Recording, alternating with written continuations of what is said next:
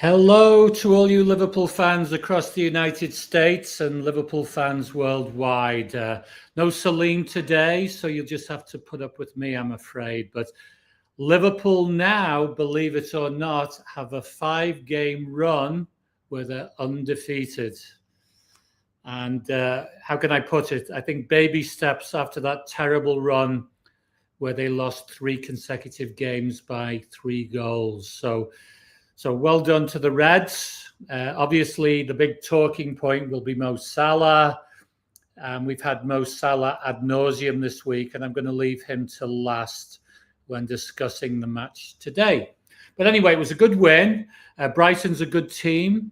As I say, that's now 5 games on the trot without defeat, 4 in the Premier League. So obviously, Liverpool will be rising up the table. I thought overall that the team looked very, very solid. And compared to that bad run, they're starting to look a lot more structured and organized.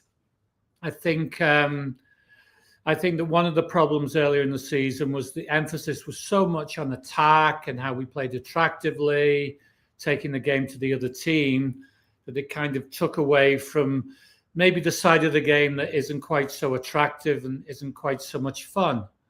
So very, very solid. I think the 4-man midfield setup that they previewed against Inter Milan worked well. I think for Curtis Jones in particular, he's certainly growing in confidence. Thought he played extremely well. Gravenberg is also picking up again, and Szoboszlai, as he has been the whole season, is excellent. Alexis McAllister still looks a bit off pace. Obviously, he's working hard. But it'll be interesting to see as we go into future games whether he does try to play Isak and Ekitike as a double striker, whether he might prefer Florian Wirtz in kind of the point of the midfield diamond, because that seems to be the way that they're set up. I did briefly mention that Ekitike, and obviously he was man of the match from a Liverpool perspective, scoring within the first minute, the earliest goal of the season in the Premier League. And he was a constant thorn in Brighton's defence. I don't know how many shots he had, but he seemed to have a lot, and possibly ones he might have converted before heading a second goal in the second half from a Mo Salah corner. An easy finish, but he was there. Johnny on the spot, as some people might say, and that's 4 goals in the last 2 Premier League games. So things are certainly going well for Ekitike. Isak did come on, but is still looking way short of where he needs to be. So I guess that's an issue from Arne Slot in some respects, but it could be worse. It could be worse if Ekitike wasn't scoring and Liverpool weren't winning. So well done to Hugo Ekitike. Well done as well to Florian Wirtz. Now, I know some will be sitting back and saying, well, he's not scored, he's not assisted. But I think the hard work that he puts in and the hard yards that he runs, he's starting to look good. He's starting to look good, and he's certainly contributing to Liverpool's performance. I think he's particularly effective when he plays quickly, one touch, and he has the ability to do that. And I would say that that's a good route for him to follow going forward as he kind of gets used to the Premier League and the pace and the physicality of the Premier League, build some confidence, be effective for the team, and then we see where things go from there. Defensively, Liverpool did look better. Konate, who obviously has been under the microscope for the last few weeks, he was solid. Kirkes looks like he's settling in as well at left full back. Having said that, Liverpool did ride their luck at times. Brighton certainly created, and actually just before Liverpool's second, I can't remember who the Brighton player was. I think it was Gomez. How he missed that chance, I will never know.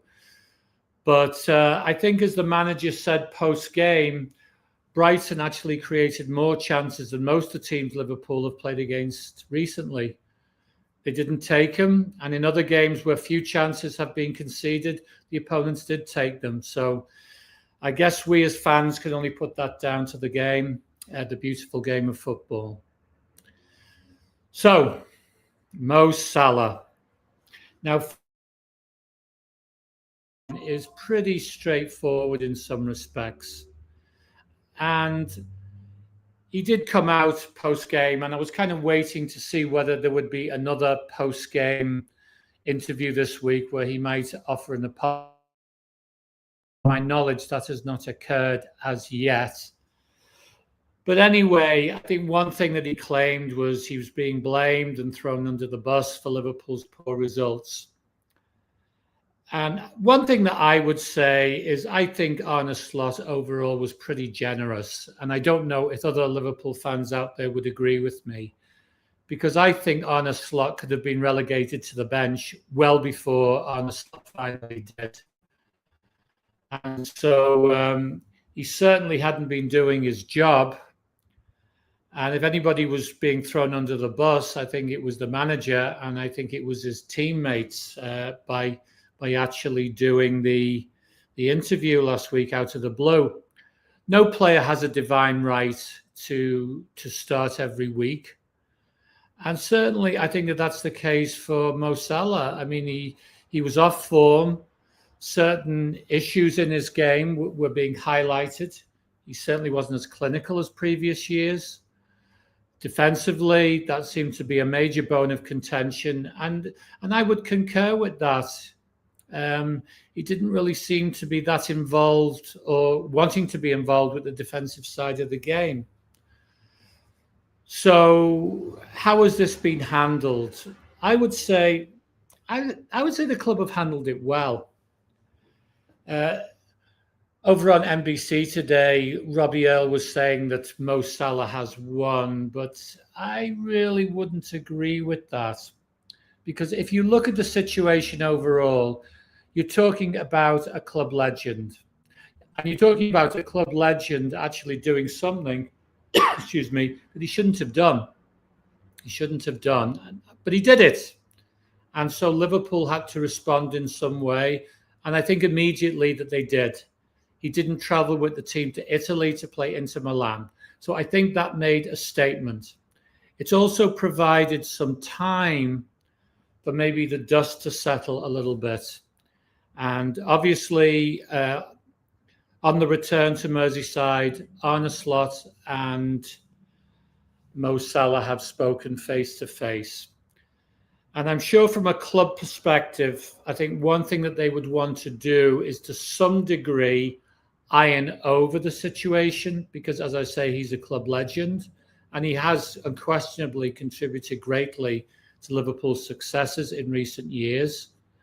So I think politically that they wanted to, rather than send him to Coventry, as we say in England, exclude him, isolate him, whatever, I think that they wanted to keep him involved. And you can say there are cynical reasons for that because they want to sell him. So I think that that's a good point. And I think it probably plays into the narrative to some degree. But I think as well, from a fan point of view, even though most of us acknowledge that Salah shouldn't have done what he did, I think that we would like to see him as he comes to the end of his Liverpool career. And he is coming to the end of his career, whether we like it or not. It's just a question of when. That this incident doesn't totally overshadow everything he's contributed to Liverpool Football Club. So I would have to imagine that when the two of them sat down face to face, that Arne Slot will have told him that they wanted to keep him involved, but it has to be on the terms of himself and also Liverpool FC. So what does that mean? First of all, I think that what it means, and this may have a bearing if he does stay on with the club beyond AFCON, he has to accept his role. So if he's not playing, he's not playing.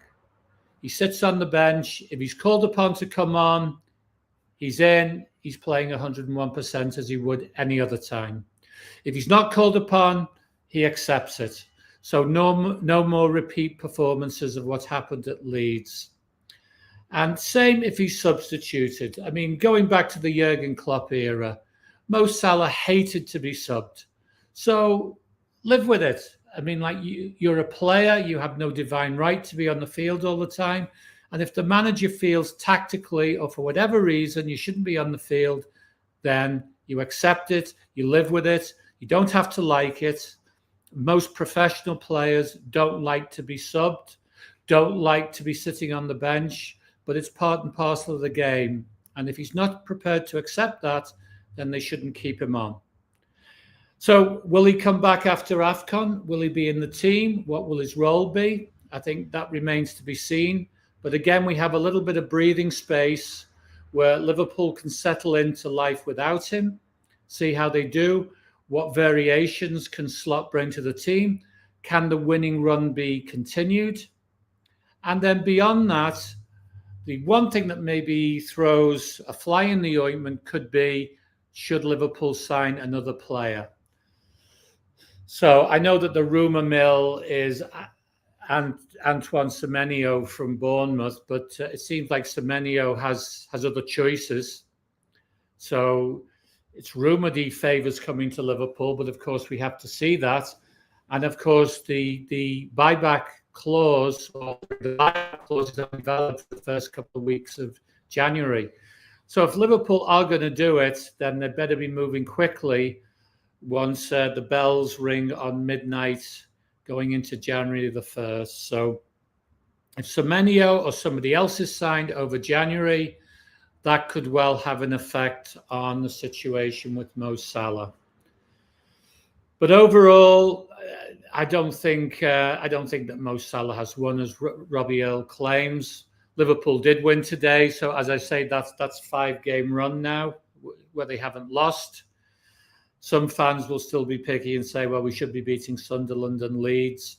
But on the other side of the coin, Liverpool were losing too many games. And so I think it's better to draw a game than end up losing a game, as they did so many times so far this season. So a week off for Liverpool. Wow. How will Arne Slot deal with that? So that remains to be seen. My suspicion is he may give them a day or two off, but then he gets some time when he can go back to the training ground. Will he keep his diamond in the midfield? We'll have to wait and see on that. Will he go back to Isak and Ekitike as twin strikers? Again, that remains to be seen.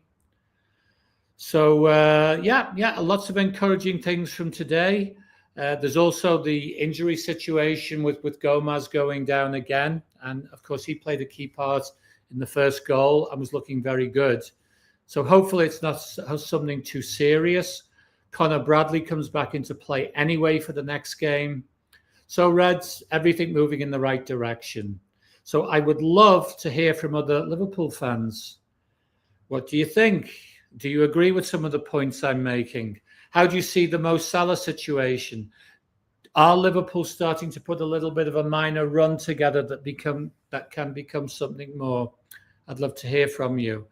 And even better, I'd love for you to subscribe to this channel, the American LFC Show. So hopefully next week, I'll be leaving South America and I'll be back on Merseyside for that. Liverpool are down at Tottenham, and that should be an interesting game. So I'll see you all then. In the meantime, keep on supporting the Reds. You'll never walk alone. Bye now.